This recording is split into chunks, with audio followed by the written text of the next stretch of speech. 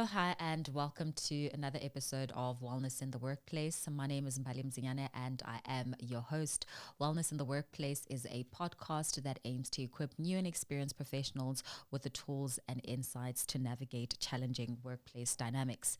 The International Labour Organization states that workplace well-being relates to all aspects of working life, from the quality and safety of the physical work environment to how workers feel about their work environment, the climate at work, as well as the work organization at large. Another definition by the Chartered Institute of Personnel and Development states that occupational well-being is about creating an environment to promote a state of contentment which allows an employee to flourish and achieve their full potential for the benefit of themselves and their organization. I think that's such a great preamble to our discussion this morning. I am going to be in conversation with a Chief Wellbeing Officer. I'm speaking to Dr. Ashika Pillay, who is a medical doctor, and she's a fractional Chief Wellbeing Officer at Emergent Africa. She's also a wellbeing leadership and executive coach. Welcome to Wellness in the Workplace. Thank you so much, Mbali, and I really am so thrilled to be here and to have this very important conversation. Yes, definitely. I mean, you're a medical doctor and, you obviously went the whole medicine route, and somehow your career and your journey has led you into the world of well-being. Obviously, the theme is around health in different spaces, but maybe from your words, you can tell us a little bit more about your story and how you came to be in such a niche job title. Yes, I often get this question. What's the route? And it's a bit of an unconventional route, I think. So I studied MBBCH at Wits, and I spent a couple of years in private and public healthcare in Johannesburg, and was kind of pulled, maybe lured into the corporate world. I joined Roche Pharmaceuticals at the time and was kind of in medical marketing, clinical research, and then promoted to the head of medical at Roche. And I spent about 10 years there. So that was one chapter, I think, in my life. And I think really the seeds of what well-being is, the seeds of what drive people. I was already exposed to young professionals coming into the industry, and of course related it to myself as well. How do I adjust? What is well-being? What makes me feel aligned with my purpose and my values? For myself. And when our third boy was born, I think life became a little bit busy, and I decided to kind of step away from that corporate role and explore. And I think I was fortunate enough to be given the privilege of exploring, what is the meaning of work for me. I kind of dived into an MBA, and through that experienced my own health journey, and then went into kind of more alternative views of medicine and health and healing and well-being.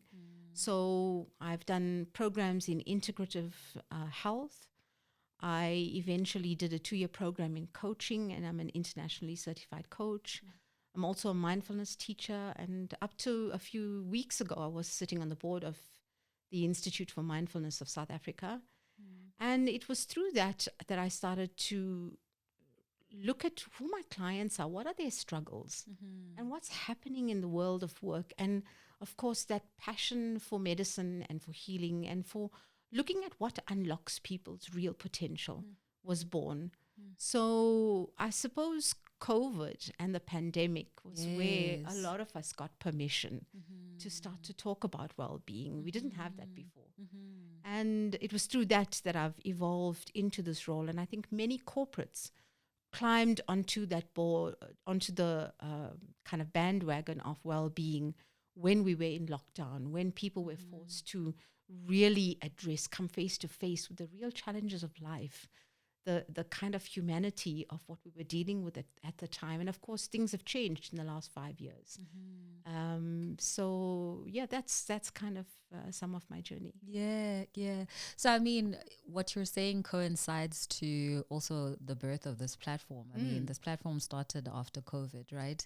I think the pandemic really did force us to take a step back and reevaluate our relationship with work and how we prioritize our well-being within the workplace and beyond. So it's so interesting that, those are the themes that keep coming up with some of my guests, that, the focus around workplace wellness really was, taken priority, or took the center stage within the workplace post-COVID. But for somebody, actually like myself, who does not know what a chief well-being officer is, I mean, it's such a niche title. We always hear about corporate wellness. We always hear about employee wellness specialists, that mostly specialize around EAP programs. But to have somebody sit at a C-suite level, speaking about wellness and being part of the conversation and the table with decision makers, I'm interested to find out what exactly is that, and how do you think having a dedicated role that looks at well-being at a C-suite level contributes towards just the well-being and the culture of the organization? No, absolutely. I think it is kind of, quite niche in a way and new. And yet probably it has been present, but not in this explicit way. There were several companies that led the charge on bringing in CWOs into organizations. And in fact, I think it's even the WHO that have a paper out on bringing a chief well-being officer or a chief medical officer into the boardroom. And if you think about it, we should almost ask ourselves, why only now? Sure. Because when you think about people, what is the fundamental thing that people need to feel seen and heard? And that word is care, if you ask me. So what a chief well-being officer does, that person is the custodian of care of the organization. It brings the voice of empathy, of consciousness, of awareness, of what does this organization stand for, and what do the people here need in order to thrive and get this organization to not just be, at a break-even level but more at a leadership level. How can this organization thrive? And at the same time, how could the employees thrive? So a chief well-being officer takes care of the people, of productivity in the organization, of mitigating burnout, of ensuring that purpose is alive and ignited, of looking at profitability, and very importantly, of embedding a culture of holistic well-being in an organization, so that it's not a signature on the wall or a beautiful, poster somewhere, that it's not just about the yoga days or the mindfulness sessions. And I feel like I have the license to say that because I am a mindfulness teacher. So, Yes. I'm not, in any way condescending, to other people or other professionals, but really we're looking at the root cause of well-being and thriving. We're looking at how do we cultivate psychological safety, inclusion, and things like gratitude, which we don't talk about in organizations, right? We don't. It's like we must leave our beingness at the door and walk into a corporate. So, that is kind of in a nutshell what chief well-being officers do. Of course, they are architects of programs.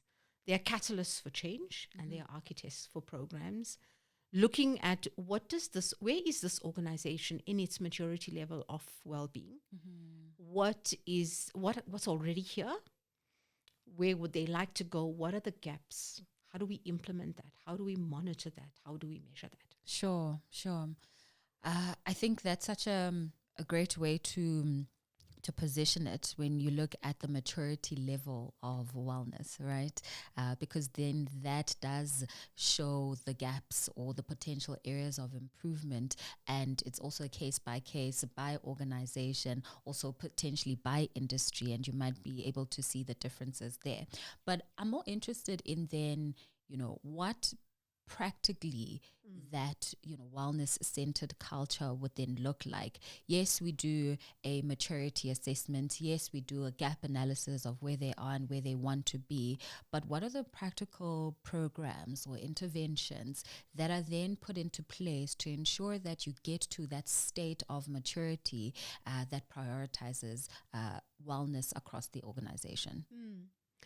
That's a great question. And that question almost begs another question, which is, where do we start?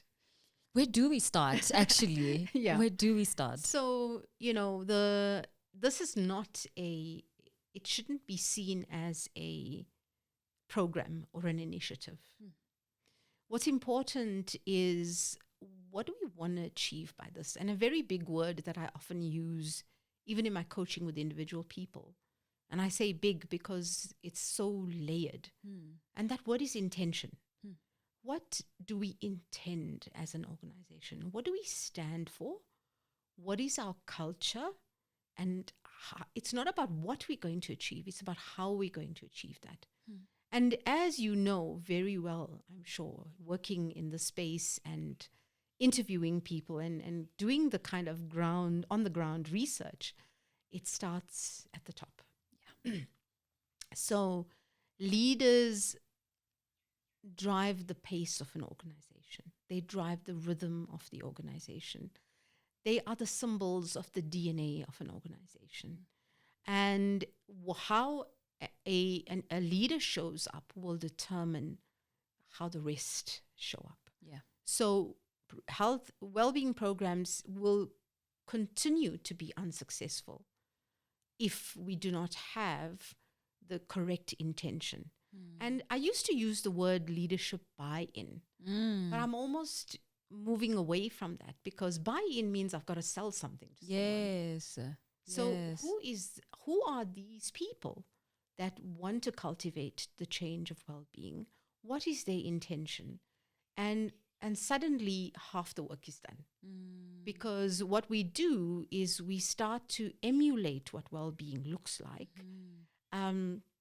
So that people can extract what their well-being means for them. Because well-being is an individual definition. Yes. But at the same time, we create the broad structure, the platform, the architecture to encourage well-being. Because there are very practical issues here. The US Surgeon General created a mental health and well-being framework, which talks about, what are the essential ingredients of well-being? And those things are the basics. And this is where leadership and where programs need to be created and supported from, in terms of, what are those pillars? And those pillars are very clear. They are psychological safety. They are connection and community, mattering at work, work-life balance, very important. And one of the key things that cause the ignition, people to light up from inside, is growth. So those are the 5 key pillars of the US Surgeon General's framework for mental health at work.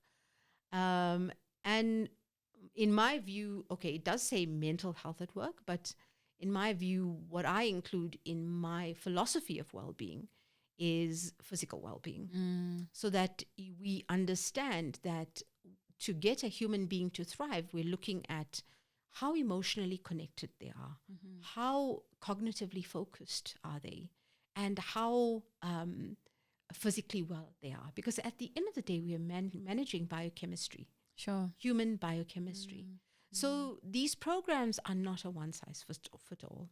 They are very dependent on where is this organization and what is required and what is their intention and how do they want to show up as leaders in their in their landscape, in their industries, whatever those industries may be. I hope I've answered your question. You have.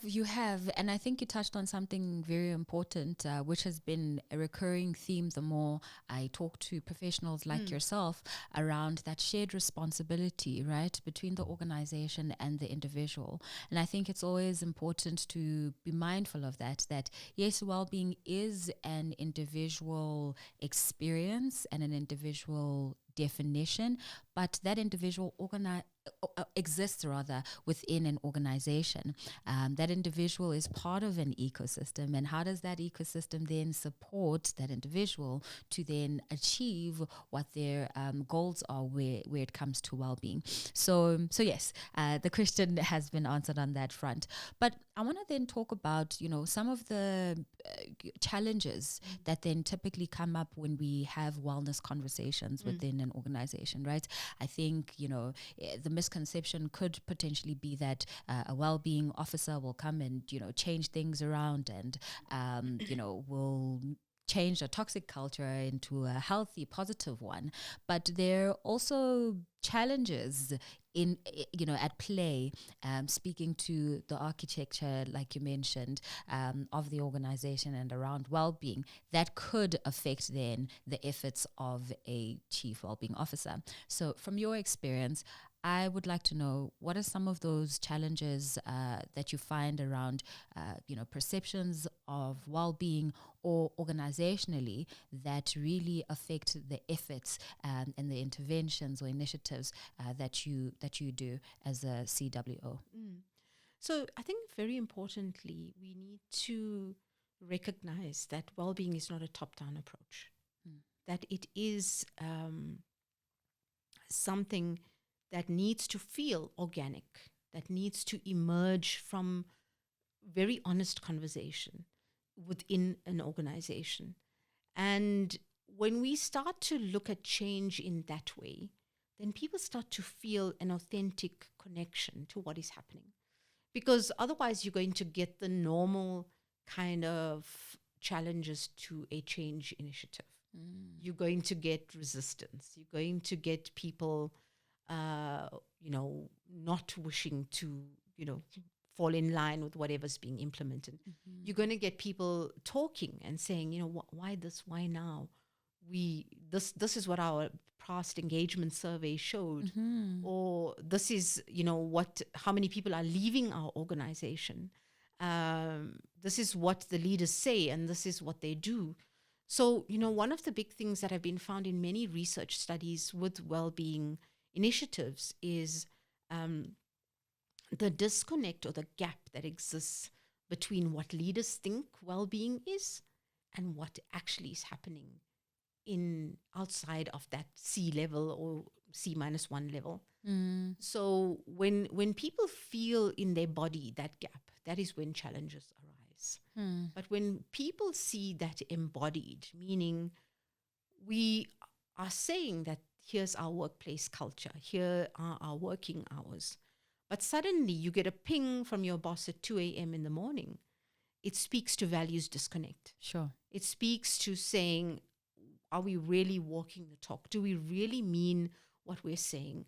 Or are we doing, what in the ESG world was called greenwashing, and in the well-being world is called well-being washing? So is this just, a smokescreen or the marketing approach, of the company, or does it really resonate? And to that end, these programs do not need to be these excessively over-architected programs. They can start small. They can start on the ground with having the conversations, with creating an authentic culture shift. And it should not belong to HR.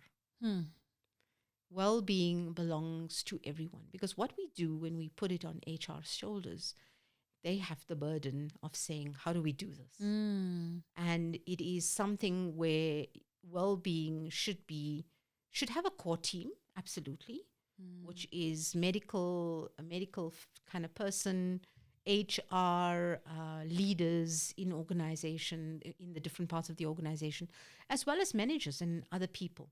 And through that, we create kind of a structure of starting the conversation. And many people create what's called well-being champions. So people who are kind of peers within organizations to start the conversation, to recognize when people start to burn out, to recognize the issues of poor mental health, and to start having connection sessions, whatever those may be, to allow the themes in that organization to start to emerge. So it's not an event. It's a journey. Yeah, it's not a once-off thing. It's not. In terms of then designing these programs, right, I think you already touched on some of the components in terms of a core team that, a potential organization or leader listening to the podcast might need to consider.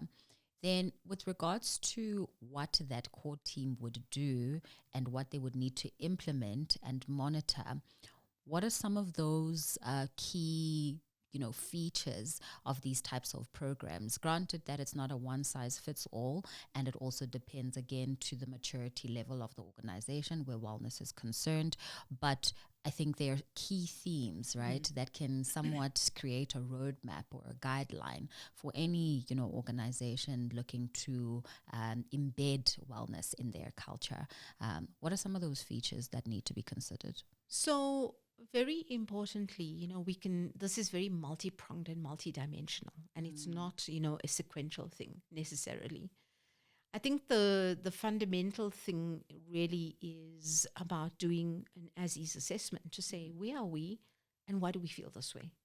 What are the red flags that are coming up that show us that there's something missing in our well-being culture? And to then direct initiatives in that way. So the first thing is to be able to see where's the gaps, and of course to create that intention, that vision for how do we want to show up as an organization. And very importantly, in any organization are those 5 elements that I spoke about earlier. And those are directed by policy. Those are directed by what does this organization stand for. Things like flexible work hours. What are your employees needing? And what are you giving? And and those are policy decisions. So those sit right at the top. And the second thing is then to look at the leadership team. Who are they? How do they show up? What do we need to implement in that team? How do we start to normalize that conversation? Very important things like stigma and mental health issues are huge. So bringing in policy change, bringing in leadership, and then, of course, looking at where are we already falling short. So what are the immediate things? In medical words, we'd say what needs to be treated, and in that context, we'd say, well, we're seeing high levels of burnout. People are absent. We're looking at our absenteeism levels. We're looking at our productivity. We're looking at our presenteeism levels. And if you ask me, presenteeism is more expensive than absenteeism to an organization. Sure. So we then treat that. How do we treat that? We provide fora for people to have access to, whether it's counselors or therapists or whatever. And at the same time, we say, how do we not just prevent, but how do we ensure thriving in the organization?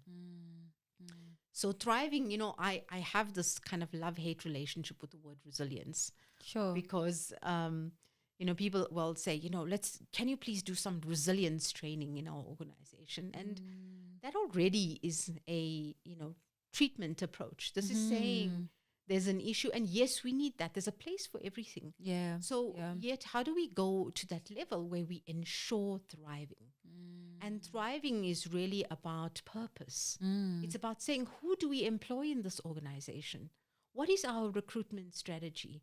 What are the values we espouse? When people walk in here, what do they feel? In their bodies, what do they feel?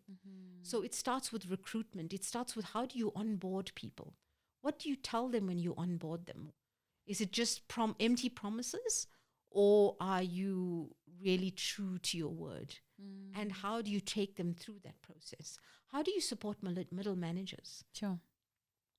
If you look at some of the studies that have been done with burnout and toxic culture, managers have been the ones that have led the kind of theme in an organization on toxic culture, because managers have unfortunately got that title. However, managers are pushed from both sides.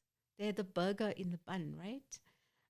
So how do we support those people? They're vulnerable. They're a vulnerable group, and they may not have the tools. Transformative things like coaching can support those managers. So we really got to look at the holistic picture of this organization and then go at it in a different multidimensional way and say at all levels, starting from our onboarding, from recruitment, and then how are we empowering our managers with well-being skills, well-being intelligence. What is that? Well-being intelligence. We hear about emotional intelligence, adaptability, quotient intelligence. What is well-being intelligence? So how attuned are you to what the culture of health is in your organization? Are you simply, in that frame of mind where it's about the numbers, it's about how do I meet my metrics, it's about, and of course it's about that, right? But at the same time, you are attuned to saying, how am I in this, in where I am? Because, Daniel Goleman, who actually was the father of emotional intelligence, talks about these 3 types of foci, of focus areas that a leader can have. And that's your inner focus, meaning, do I understand myself? What's my inner world like? How aware am I of how I'm showing up, about my, what words I'm using, what my energy level is, how am I managing my own personal well-being? And then the next level of focus is your outer focus. So how are the people in my immediate environment? How are they? What am I noticing about their kind of patterns and trends? And where do I need to just put a little straw poll to say, guys, how are we as a team? How are we doing? What's going on here? What do I need to know? How do we need to work together to fix the gaps? So, and then the last level of focus is the outer focus. Sorry, I always get these mixed up. The other focus, which is, the outer focus, which is then the environment, the context, the company that we work for. What are the policies? What's working? What's not working? So well-being intelligence is how you tune in to yourself, your own personal definition, how you are in terms of your energy, your stress levels, your connection with purpose, your ability to be at your highest potential, your level of satisfaction, your level of happiness, and then the same for the people around you, and then the next level, which is the organization itself. Because as we know, we have a circle of control, but we also have a circle of influence. And when we are tuned into our well-being intelligence, we are able to say, well, how might I be able to press a button there? Perhaps I need to speak to somebody in policy about, this is what we're hearing in the organization. Who needs coaching? Who needs mentoring? What support do we need as an organization? Because we simply cannot do it alone, no matter which organization we're in, and we don't have to. So what is out there to help us navigate this journey and to be able to really make the impact as an organization, to make the impact for our shareholders, for our clients, for our customers, and most importantly, for our employees. Sure.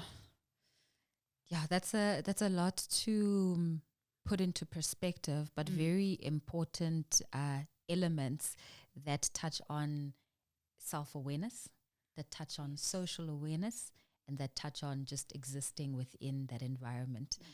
And again, to the point around that responsibility of the individual to consistently or continuously rather self-examine Yes.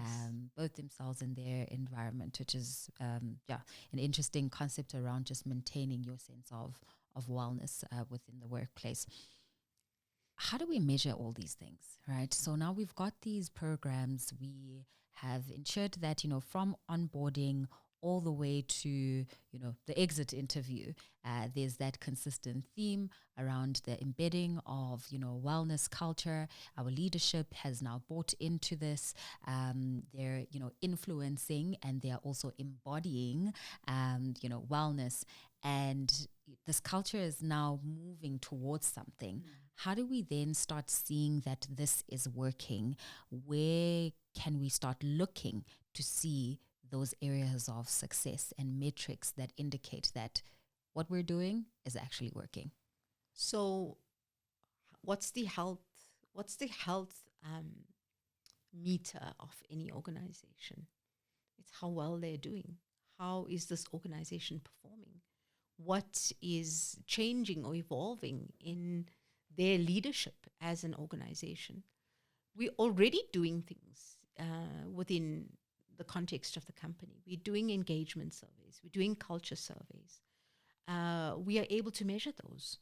We also need to normalize that conversation, even with the one-on-ones with our employees. We're having one-on-one performance conversations. Can we start to have well-being conversations so that we understand where our employees are and how they are moving? So you can define what metric, and you should define that at the outset. Where are we and what made us start here?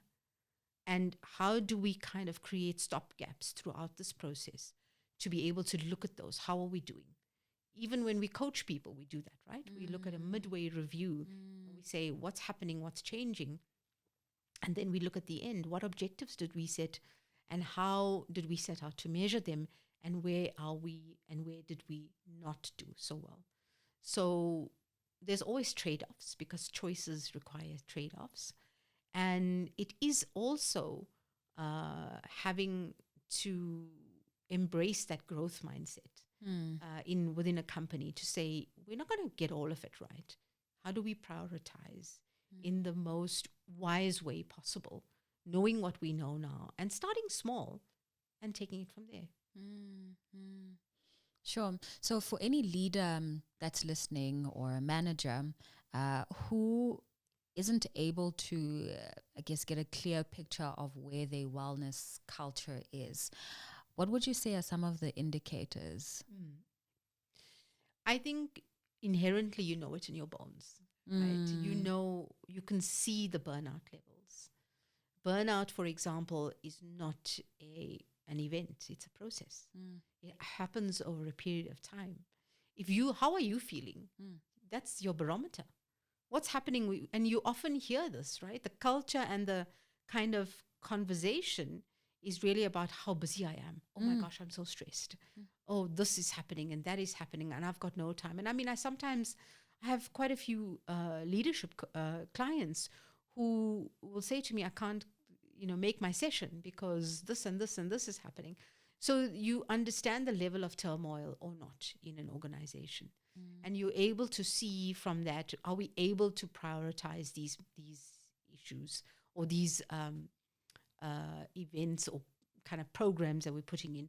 And if we are not, then those are already a barometer. You can look at things like attendance levels. I mean, those are like very superficial ways of managing it, because people could just come because, they needed to sign a register.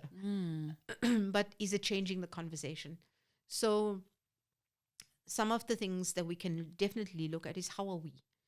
What are people telling us? Are they meeting their objectives? How are they showing up? And the one danger of this is that you can have high performers who are burning out on the inside and are still able to be engaged.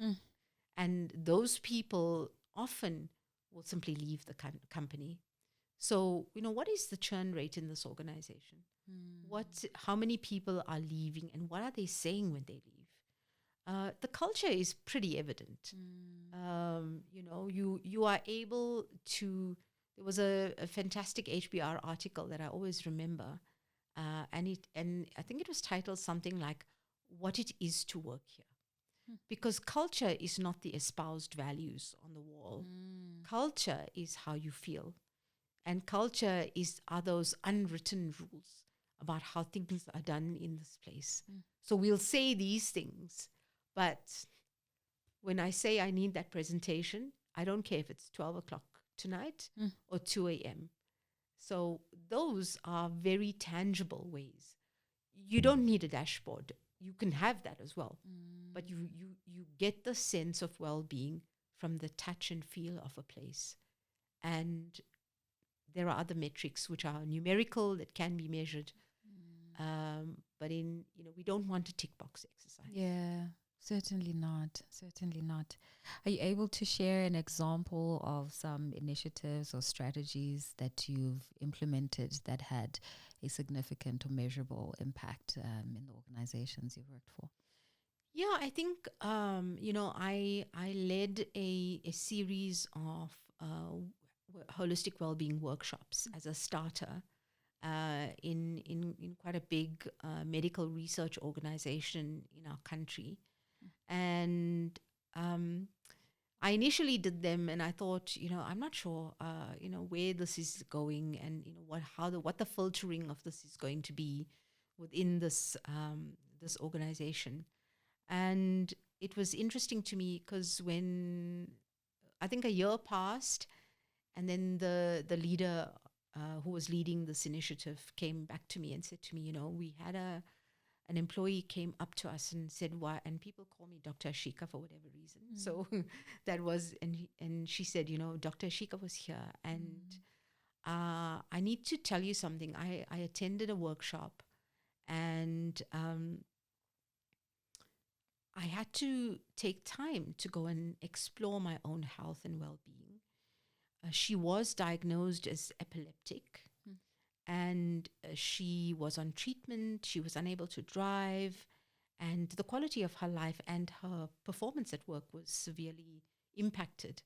And through this, and even though I don't even have even one slide on epilepsy, for example, in that presentation, she went back and through several medical interventions, realized that she doesn't have epilepsy.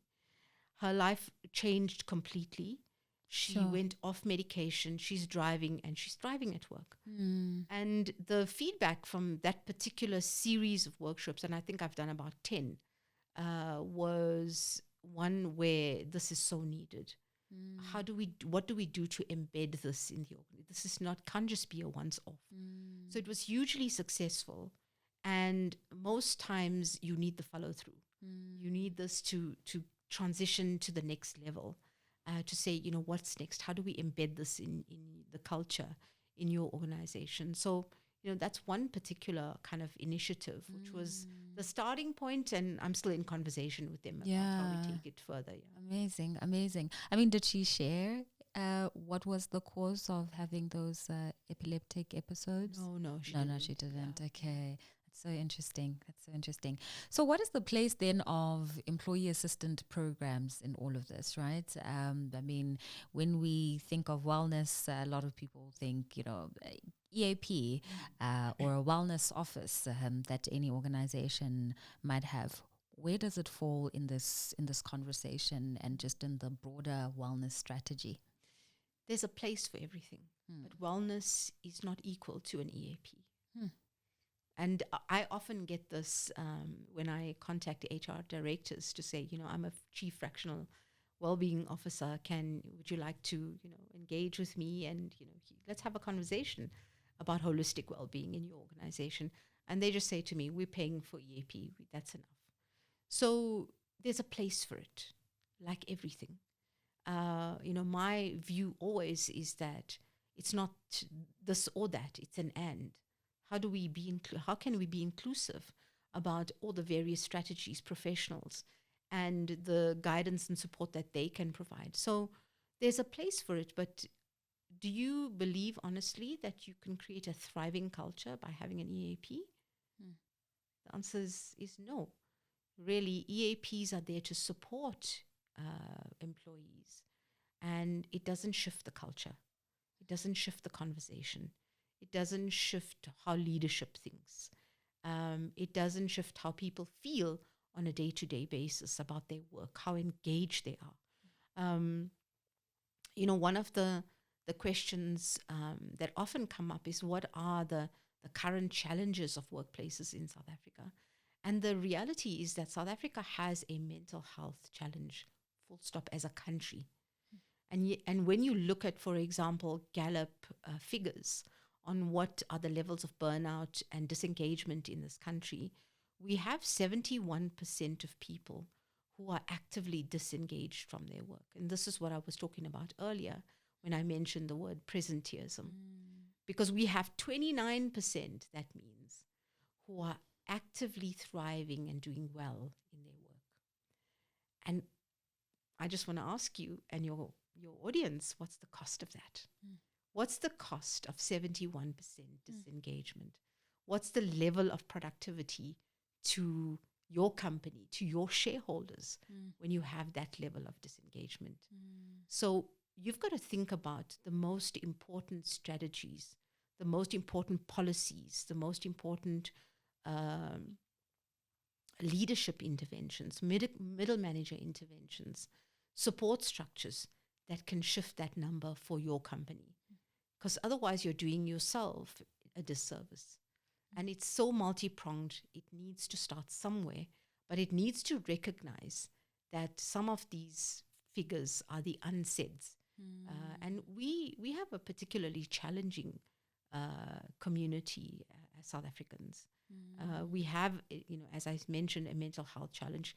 That particular report actually said, I think about 37% of people have a serious level of stress on a day-to-day basis, which can be debilitating as well.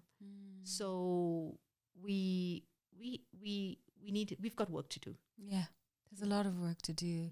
A lot of work to do. And I think it starts with conversations like this, right? Yeah. So getting people to be aware of what wellness is and what it's not, getting people to normalize these types of conversations and speaking up and speaking out about mental health related challenges, which obviously fit in the broader umbrella of wellness within the workplace and beyond. And also moving from having a oversimplified understanding of wellness, and especially in the context of business where, just based on observation, research, also conversations like this, the equation seems to be wellness equals to productivity equals to profitability. I think it's an oversimplification. Yes, it might move the needle in that direction, but there are other layers to consider, as you've mentioned. So just in closing of our conversation, for anybody that's listening who's either in an HR position or a leadership position or a manager who wants to start somewhere with wellness, what would you advise them? I'd say the first step is become present. Pause. I think one of your questions was, what has been some of the most transformative things that you can offer an organization? And even if you get a leader to pause in a coaching session, things surface. So we've got to find stillness. We've got to find space.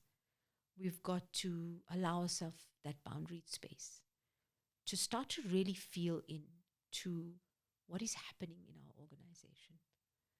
And when we start to hear the rumblings within ourselves of what that truth might be, are people overworked? Are they overstretched?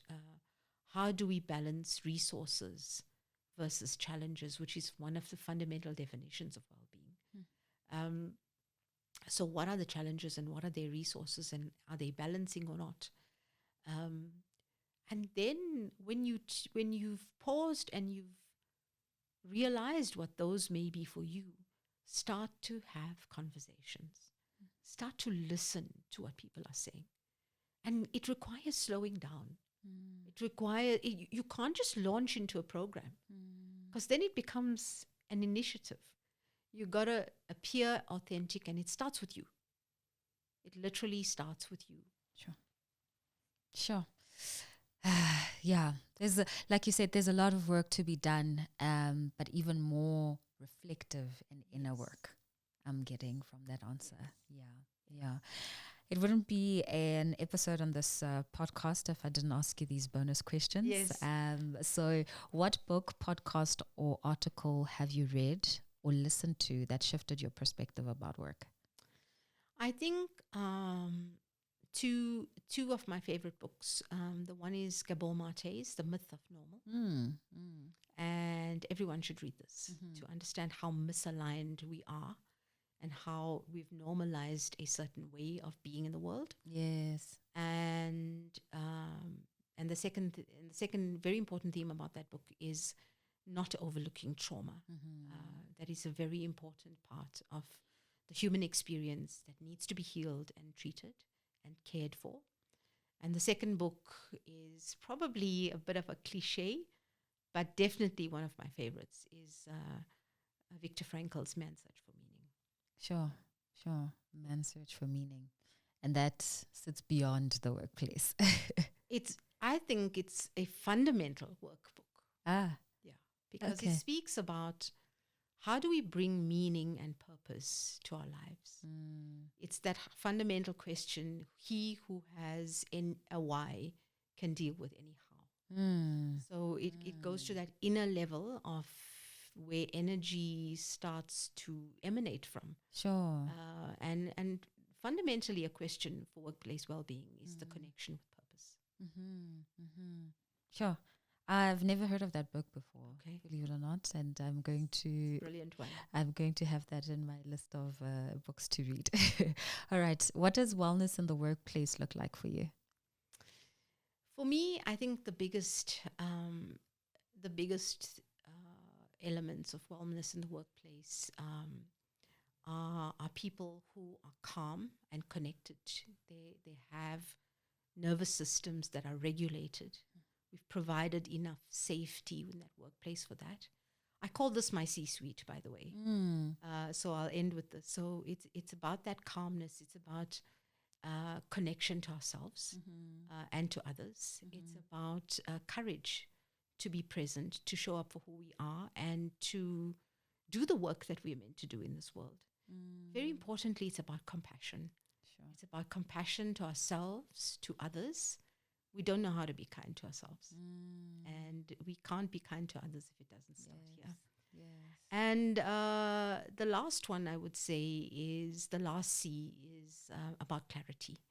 Because when we have all of those, we can start to become clear about who we are and what is the work that we are here to show up for. Brilliant. Amazing. Thank you so much, Dr. Ashika. This has been so valuable. I think for anybody, I mean, even if you're not in a leadership position, listening to this, it does compel you to start thinking about what is my well-being like, and how can I improve that, or how can I ensure that I integrate my life in such a way that it promotes wellness. So thank you so much for your insights, for your time, and just the gift of your knowledge. Thank you. My absolute pleasure. Thank you so much for having me. Awesome. And thank you for watching and your continued support. This has been another amazing episode of Wellness in the Workplace. So please do continue to share, like, subscribe, and help to promote this podcast across different platforms. My name is Mbalim Zingane, and I will catch you on the next episode. Bye-bye.